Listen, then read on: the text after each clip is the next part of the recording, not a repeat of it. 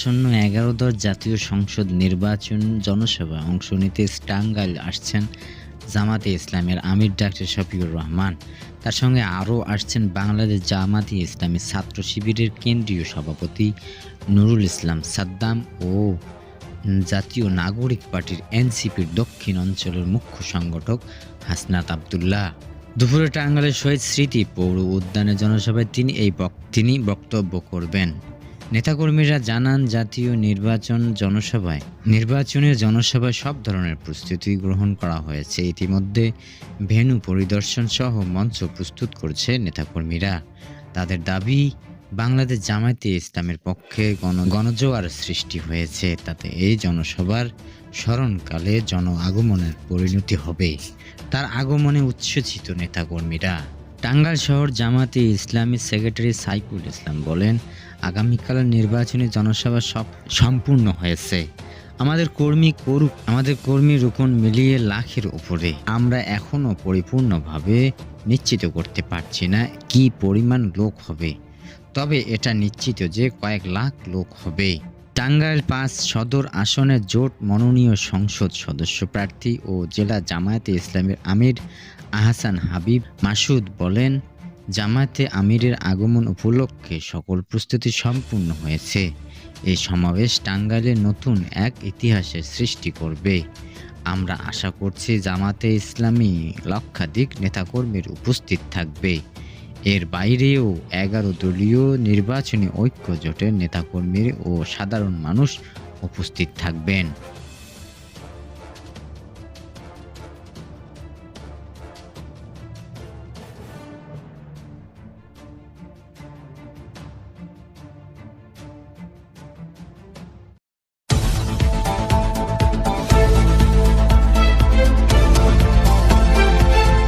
নির্বাচনী সফর অংশ হিসেবে বুধবার ৪ জানুয়ারি বেলা ১১টায় আকাশপথে ঢাকা থেকে বরিশালে যাবেন বিএনপি চেয়ারম্যান তারেক রহমান। রাজধানীর গুলশানের ৯০ নম্বর রোডের বিএনপির নির্বাচনী অফিসে এই সংবাদ সম্মেলনে বিএনপির চেয়ারপারসনের রাজনৈতিক উপদেষ্টা ও দলের মুখপাত্র মাহাদি আমিন এই তথ্য জানিয়েছেন।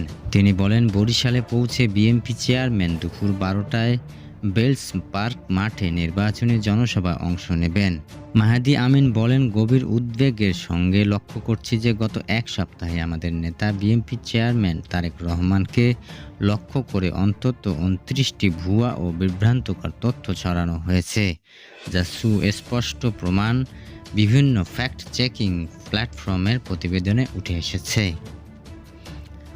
আমরা আরও দেখতে পাচ্ছি একটি রাজনৈতিক দলের নেতাকর্মীরা ফ্যাসিবাদী আমলে তৈরি মিথ্যা বয়ান পুনরায় ছড়িয়ে দেওয়ার দায়িত্ব নিজেদের কাঁধে তুলে নিয়েছে এবং একই ভাষা একই ধরনের স্লোগান ব্যবহার করে জনমনে বিভ্রান্তি সৃষ্টি করার উপচেষ্টা চালাচ্ছে।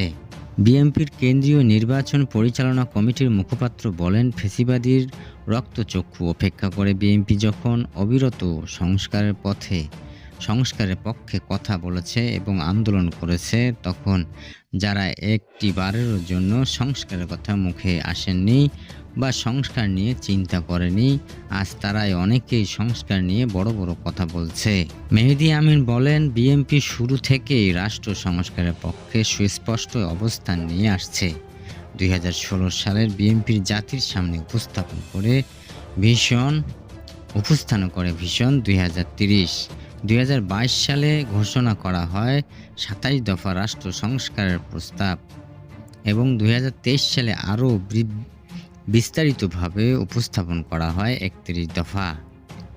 তিনি বলেন, এই ধারাবাহিকতার অংশ হিসেবে বিএনপির আগামী জাতীয় নির্বাচনে রাষ্ট্র সংস্কারের প্রশ্নে গণভোট হ্যাঁর পক্ষে দৃঢ় অবস্থান গ্রহণ করেছে, যা ইতিমধ্যে আমাদের দলের শীর্ষ নেতাদের বরাবর ঘোষণা করেছে।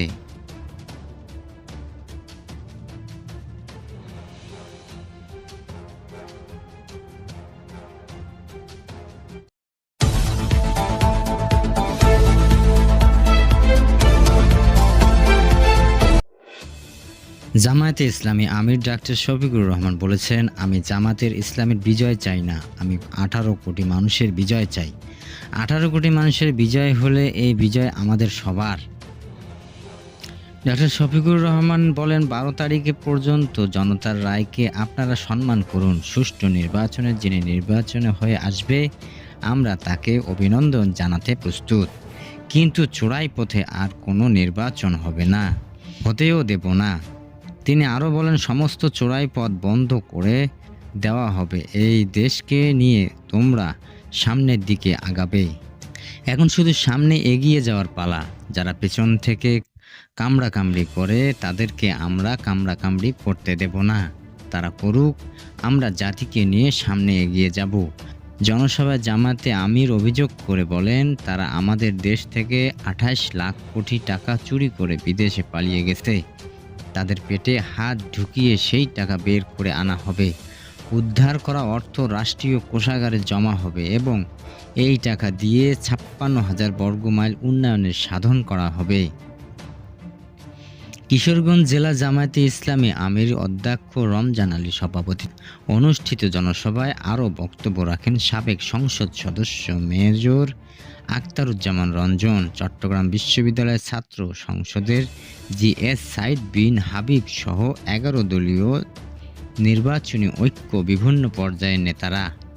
জনসভা শেষে ডক্টর শফিকুর রহমান কিশোরগঞ্জের ৫টি সংসদীয় আসনের প্রার্থীদের হাতে দলীয় মার্কা তুলে দেয় ভোট প্রার্থনা করেন।